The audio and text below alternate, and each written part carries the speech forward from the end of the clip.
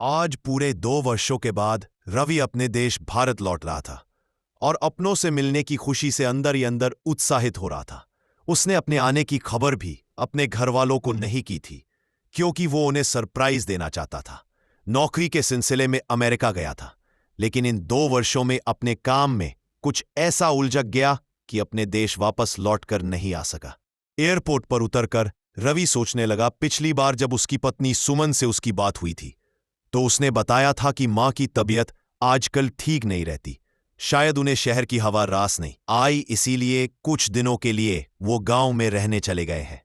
कुछ समय के लिए उन्होंने राधा काकी के घर पर ही एक कमरा किराए पर ले लिया है।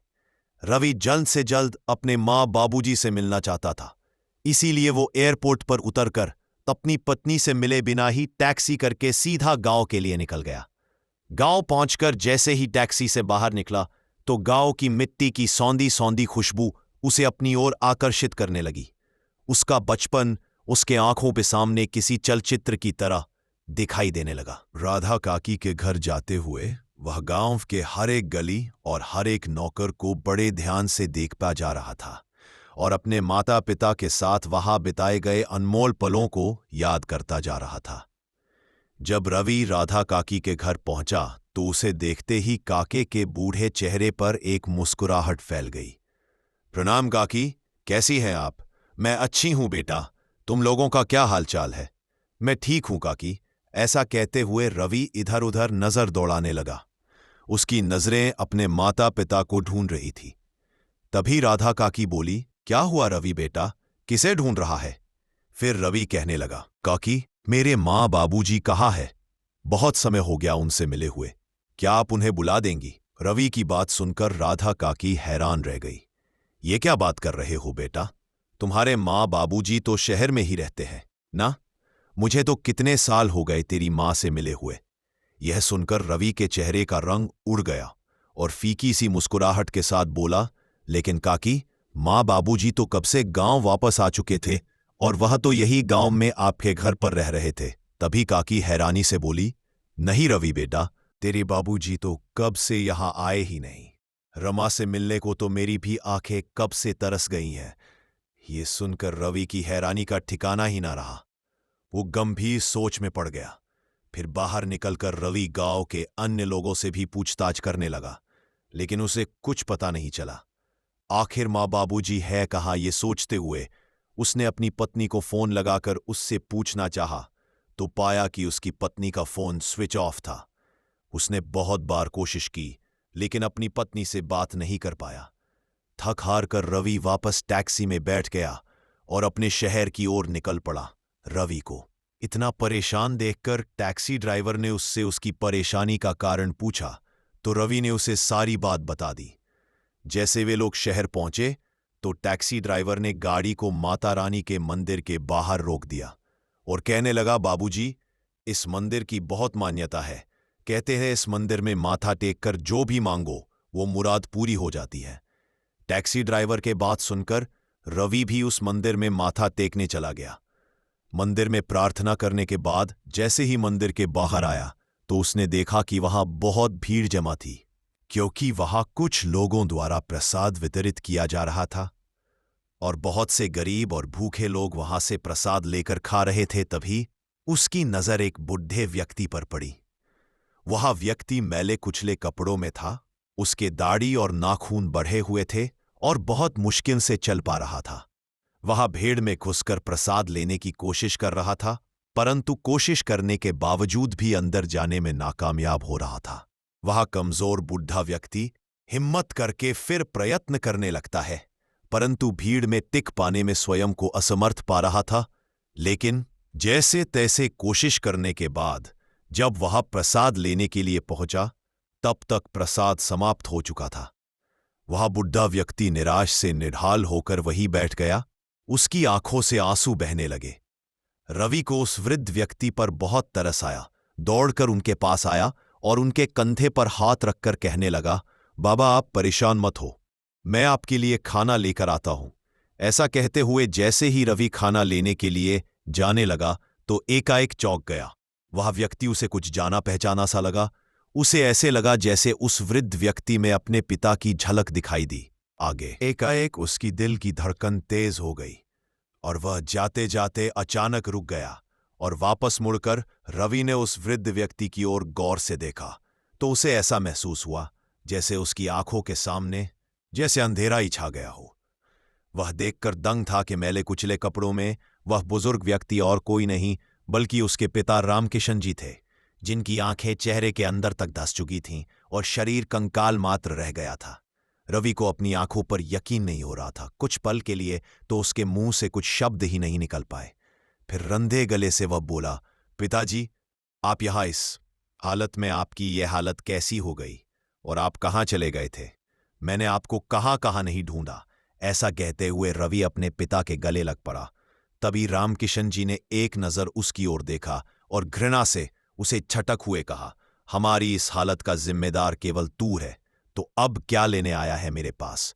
अपने माँ बाप पर दया आ गई, या फिर ये देखने आया है कि तेरे माँ बाप जिंदा भी हैं, या फिर ये देखने आया है कि तेरे माँ बाप जिंदा भी है या मर गए?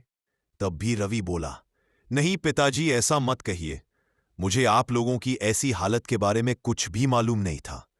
तभी रामकिशन जी आंखों में गुस्से और नफरत के भाव लिए हुए बोले, अच्छा चलो, मान लिया कि तुझे हमारी हालत के बारे में नहीं पता था, लेकिन पत्नी को तो घर पर तू रोज फोन करता ही होगा।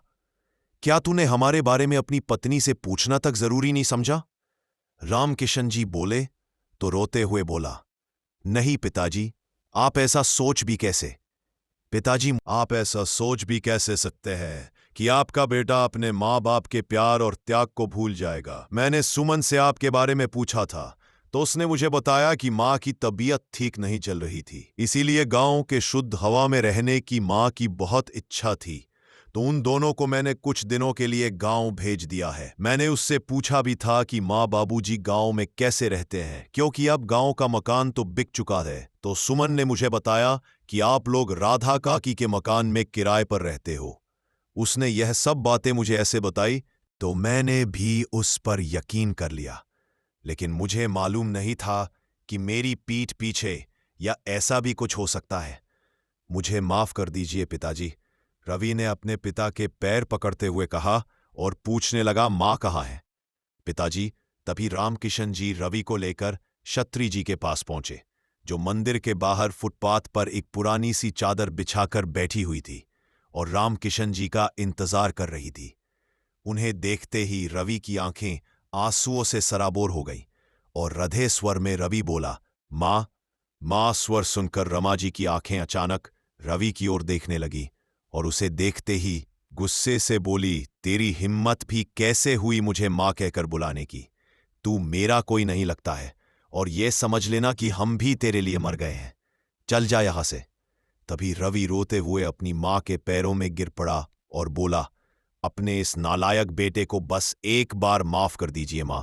गलती मेरी ही थी जो मैंने सुमन पर आंखें बंद करके भरोसा किया और इस पर यकीन करके आप दोनों की जिम्मेदारी उसे देकर मैं विदेश चला गया था। लेकिन मुझे मालूम नहीं था कि जब मैं आप लोगों से मिलूंगा तो आपको ऐसी हालत में देखूंगा।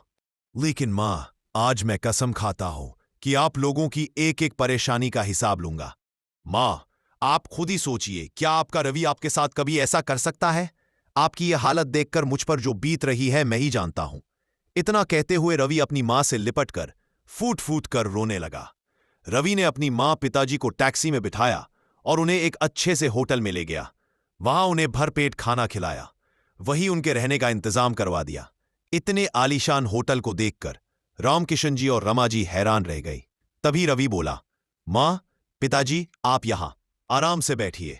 सब कुछ ठीक हो जाने पर मैं आपको घर लेकर चलूंगा, लेकिन सबसे पहले मुझे पूरी बात बताइए, ताकि मुझे भी पता चले कि सुमन ने मुझसे क्या क्या छुपाया है। बेटा, क्या बताऊं, तेरे जाने के बाद 4-5 महीने तक तो बहू का व्यवहार बहुत अच्छा था। हम तो खुद को बड़े खुशनसीब समझ रहे थे और ईश्वर का हर परले शुक्रिया अदा करते थे कि हमें ऐसे बेटे बहू मिले। लेकिन हमें क्या पता था कि का अच्छा व्यवहार केवल हमें भ्रमित करने के लिए है। जब उसे ये पता चला कि तू अभी और 2 साल के लिए अमेरिका में ही रहने वाला है, उसका रवैया एकदम से बदल गया।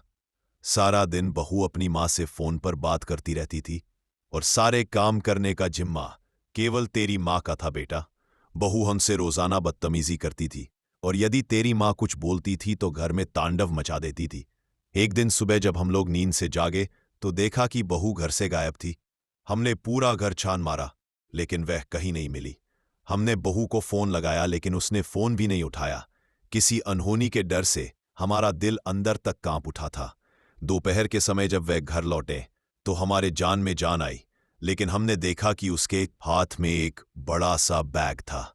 हम बहुत हैरान रह गए।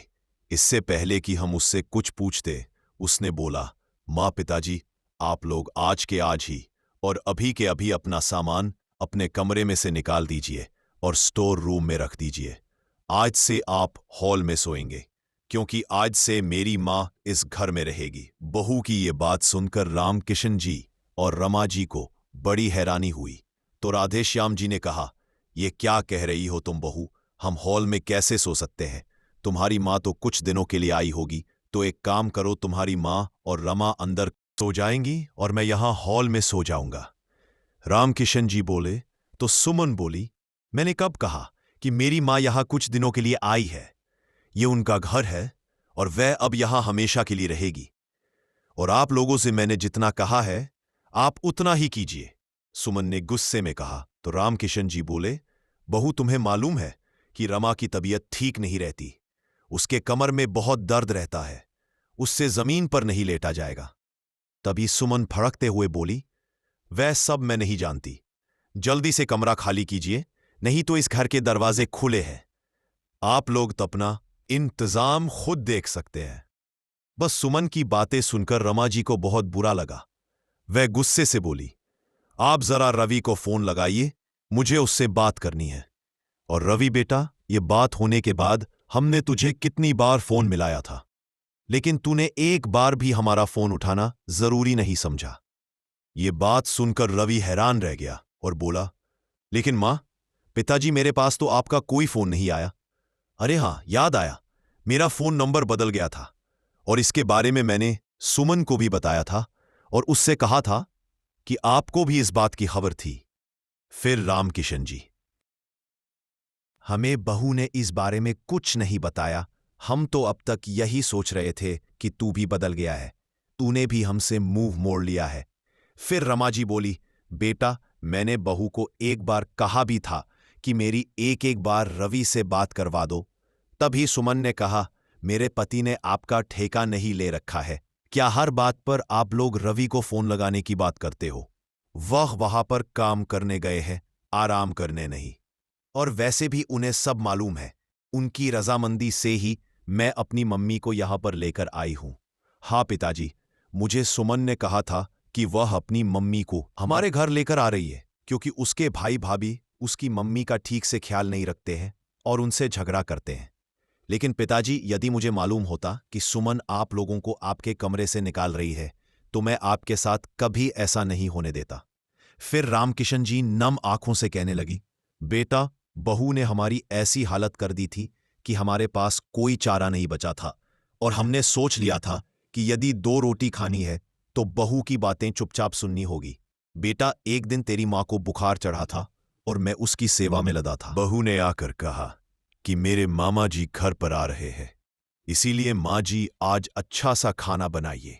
तो मैंने कहा कि कैसे निर्दय हो तुम बहू, क्या तुम्हें नजर नहीं आ रहा कि तुम्हारी सास बीमार है? तुम्हें तो इसकी सेवा करनी चाहिए, उल्टा तुम उसे काम बता रही हो। इस पर समधन जी मुझे कहने लगी कि आप जाकर इनके लिए दवाई ले आइए, दवाई खा लेंगी तो राहत भी मिलेगी और काम में मन भी लगेगा। और वैसे भी तबीयत ठीक हो या ना हो, घर का काम तो करना ही पड़ता है। तो बेटा, मुझे समधन जी की यह बात सुनकर बड़ी हैरानी हुई और मैंने गुस्से में कह दिया कि आप भी एक औरत हैं और आपको मेरी पत्नी का दर्द समझना चाहिए। आज मेरी पत्नी घर का कोई काम नहीं करेगी। फिर रमा जी बोली, बेटा, उस दिन के बाद सुमन बहू और समधन जी दोनों मिलकर आए दिन हमें बातें सुनाती। बहू ने तो हमें खाना देना तक बंद कर दिया था। जैसे तैसे करके मैं या तेरे पिताजी रसोई घर में जाकर अपने लिए खाना बनाकर लाते और खा लेते थे। उसमें भी बहू चिल्लाती थी, एक दिन घर पर बहू ने कीटी पार्टी रखी और घर पर बहू की बहुत सी सहेलियां आई हुई थी। उस दिन बहू ने हमें कहा कि 20 लोगों का खाना बनाना है और तेरे पिताजी को कुछ पैसे देकर बाजार से सामान लाने के लिए भेज दिया और मुझे खाना बनाने के काम पर लगा दिया। यहां तक कि जब खाना तैयार हो गया तो सबको परोसने के लिए भी हम दोनों को ही कहा। समधन जी और बहू मेहमानों के साथ पत्ते खेलने में व्यस्त हो गई। सब लोग हंसी के ठाके लगा रहे थे। बीमार होने के कारण मुझसे इतना सब काम नहीं किया जा रहा था। ये सब देखकर तेरे पिताजी का गुस्सा उबल पड़ा और उन्होंने सारा खाना उठाकर फरस पर गिरा दिया। ये सब देखकर बहू का पारा 7वें आसमान पर पहुंच गया और वह चिल्लाकर बोली, आप लोगों की इतनी हिम्मत कि मेरी सहेलियों के सामने मेरी बेइज्जती कर दी। उधर बहू की मां ज्योति जी भी बहू को भड़का हुए कहने लगी, बेटी सुमन, तुम ही इन लोगों को तरस खाकर घर में बैठाए हुए हो, बाहर क्यों नहीं निकाल देती हो इन लोगों को। हाँ मां, आप ठीक कह रही हैं। इन्हें घर में रखकर मैं इन पर एहसान कर रही हूं और ये मेरे एहसान का इस तरह बदला दे रहे हैं। जल्दी से अपना सामान समेट और चले जाइए। रमा जी फूट फूट कर रोने लगी और कहने लगी, बेटा तू नहीं जानता, बहू ने भरी दोपहरी में हमें घर से बाहर निकाल दिया था। हम कहाँ जाते, गांव वाला मकान भी अब अपना नहीं रहा था। हम लोग सड़क पर आ गए थे। मेरी हालत तो पहले से ही खराब थी। अपमान के तूफान झेलकर तेरे पिताजी भी बीमार रहने लगे। थोड़ी थोड़ी देर में इन्हें सांस चढ़ने लगता था। हम कहाँ जाते, कैसे खाते, इसीलिए हम इस मंदिर के बाहर आकर बैठ गए। लेकिन तुम हम तक कैसे पहुंचे बेटा, पूछने पर रवि ने कहा, मां आप लोगों को घर से निकालने के बाद सुमन ने मुझसे कहा कि आप लोग तो राधा आकी के पास गांव में चले गए हैं। और जब मैंने कुछ दिनों के बाद उससे पूछा कि मां बाबूजी का फोन क्यों नहीं लग रहा, तो उसने बताया कि आपका फोन घर पर ही रखा है और आप लोग गांव वालों के साथ तीर्थ यात्रा पर गए हैं। इस कारण आप लोगों से बात नहीं हो पाएगी। मुझे थोड़ा सा शक भी हुआ, क्योंकि यदि आप तीर्थ यात्रा पर जाते तो मुझसे एक बार बात जरूर करते या बिना बताए ना जाते। इसीलिए मैं जल्दी काम निपटाकर सुमन को खबर किए बिना भारत वापस आ गया। आपसे मिलने के लिए मैं सबसे पहले गांव में ही गया था, लेकिन वहां राधा काकी ने बताया कि आप तो वहां गए ही नहीं थे। मां बाबूजी, मुझे आप लोगों की बहुत चिंता हो रही थी। खुद को बहुत लाचार महसूस कर रहा था, इसीलिए यहां माथा टेकने आ पहुंचा और आप लोगों को ऐसी हालत में पाया। लेकिन आप लोग बिल्कुल चिंता मत करना, अब मुझे सब पता चल चुका है। अब तो उस जालिम औरत को मजा चक्का का समय आ गया है। मैं कसम खाता हूं मां, अगर उसे उसके औकात ना दिखाई तो मैं पी आपका बेटा नहीं। ऐसा कहकर रवि अपने घर लौट आया। जैसे ही घर पहुंचा तो देखा कि दोनों मां बेटी बैठी हुई चाय और स्नैक्स का आनंद ले रही थी। उसी समय सुमन की मां ज्योति बोली, बेटी सुमन, तूने अपने सास ससुर को यहां से निकाल तो दिया रहे, लेकिन एक बार देखना तो चाहिए कि वे लोग कहाँ गए हैं और क्या कर रहे हैं। कहीं उन्होंने दामाद जी को सारी खबर कर दी तो हमारा क्या होगा। अरे माँ, आप भी क्या बात करती हैं। जब उन्हें अपनी बेटे का फोन नंबर ही नहीं मालूम तो वह उसे फोन कैसे करेंगी। आप निश्चिंत रहिए, और वैसे भी उनके आने में अभी बहुत समय बाकी है। तब तक तो वे दोनों स्वर्ग से धार जाएंगे। ऐसी हालत में भला कितने दिन जीवित रहेंगे। सुमन ने हंसते हुए कहा। तभी ज्योति जी बोली, लेकिन बेटी, अगर दामाद जी पूछेंगे तो तुम क्या बताओगी। फिर सुमन ने कहा, मां, जब तक आपके दामाद जी भारत वापस आएंगे तब तक कुछ सोच लेंगे। अभी तो लाइफ का एंजॉय करो। ये बातें करते हुए वे दोनों जोर जोर से हंसने लगी। तभी रवि अंदर चला आया और उसे देखते ही सुमन के चेहरे का रंग उड़ गया और ठिठक कर उठ खड़ी हुई। अरे क्या हुआ बिटिया, तुझे सांप क्यों सूख गया। ऐसा कहते हुए सुमन की मां ने दरवाजे की ओर देखा तो उसके पैरों तले भी जमीन खिसक गई। वे दोनों मन ही मन सोच रही थी कि कहीं रवि ने उनकी बातें सुन तो नहीं ली। उसी समय रवि हंसते हुए बोला, देखा, हैरान रह गई ना मुझे देखकर। मैं तुम्हें सरप्राइज देना चाहता था, इसीलिए बिना बताए ही आ गया। रवि की ये बात सुनकर सुमन और उसकी मां ज्योति की जान में जान आई। अब उन्हें यकीन हो चुका था कि रवि ने उनकी बातें नहीं सुनी। थोड़ी देर आराम करने के बाद रवि सुमन के पास आया और बोला, सुमन, एक खुशखबरी है। अब मैं तुम्हें भी अपने साथ विदेश ले चलूंगा। हम 2 दिन बाद ही अमेरिका के लिए निकलेंगे। मां और पिताजी तो तीर्थ यात्रा पर चले गए हैं, तो उनका आना अभी नहीं हो पाएगा। और जब आएंगे तो मैं उनसे बात करके उनका यहीं रहने के लिए इंतजाम करवा दूंगा। अब तुम जल्दी से अपनी पैकिंग करनी शुरू कर दो। ये बात सुनकर सुमन की बाछें खिल उठी। खुशी के मारे उसके पैर जमीन पर नहीं पड़ रहे थे। तभी ज्योति जी, जो ये सब बातें सुन रही थी, परे होते हुए बोली, सुमन बिटिया, तुम तो विदेश जाने के बारे में सोच रही हो, लेकिन ये भी तो सोचो, फिर मेरा क्या होगा? देखिए मां, मैंने इतने दिन आपको रखकर आपकी सेवा की है। अब आप भैया भाभी के पास वापस जाइए। क्या कोई बेटी के घर भी इतने दिन रहता है? जाइए, उनसे माफी मांग लीजिए। अब आपके कारण मैं विदेश में जाना तो नहीं छोड़ सकती ना। पता है मैं कितना तरसती थी विदेश में जाने के लिए। और अब जब मौका मिल रहा है तो मैं इस मौके को हाथ से नहीं जाने दूंगी। अपने बेटी के मुंह से यह बातें सुनकर उसकी मां हैरान रह गई। अगले दिन उसने अपने मां को अपने घर से विदा कर दिया और खुशी खुशी विदेश जाने की तैयारी में जुट गई। जिस दिन उसकी फ्लाइट थी, रवि ने उसे फ्लाइट में बैठाकर कहा, तुम यही बैठो, मैं बस 2 मिनट में आया। लेकिन जब फ्लाइट उड़ने का समय हुआ तब तक भी रवि वापस नहीं लौटा था। सुमन ने घबराते हुए बैग में से अपना फोन निकाला। तभी उसने देखा कि फोन के पास एक कागज रखा हुआ था। जैसे ही उस कागज को खोलकर देखा तो उसमें लिखा था, जाओ और खूब मजे करना विदेश में। अब तुम्हें मालूम पड़ेगा कि किसी इंसान को अकेला और बेसहारा छोड़ देने का क्या मतलब होता है।